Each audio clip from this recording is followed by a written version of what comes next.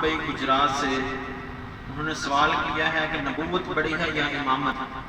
شیعوں کے نزدیک امامت بڑی ہے۔ وہ دلیل یہ دیتے ہیں کہ سورۃ البقرہ کی پہلا پارہ ہے، وہ آیت یہ پیش کرتے ہیں کہ وَإِذِ ابْتَلَىٰ إِبْرَاهِيمَ رَبُّهُ بِكَلِمَاتٍ فَأَتَمَّهُنَّ قَالَ إِنِّي جَاعِلُكَ لِلنَّاسِ إِمَامًا، یعنی کہ حضرت ابراہیم علیہ السلام کو پریشانی اور مشکل کے بعد ان کو امامت ملی ہے، یعنی کہ یہ سارے کام کر کے ان کو امامت ملی ہے۔ پہلی بات ہے، ان کی یہ دلیل ٹھیک ہے، لیکن پہلی بات یہ ہے کہ جو نبی ہوتا ہے اس کو امامت پہلے ہی دی جاتی ہے، ٹھیک ہے؟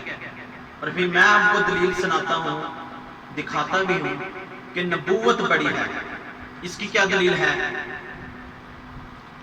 اللہ تعالیٰ نے قرآن مجید میں ارشاد فرمایا فَأُولَٰئِكَ الَّذِينَ أَنْعَمَ اللَّهُ عَلَيْهِم مِّنَ النَّبِيِّينَ وَالصِّدِّيقِينَ، یہی وہ لوگ ہیں جنہوں پر اللہ تعالیٰ نے انعام کیا۔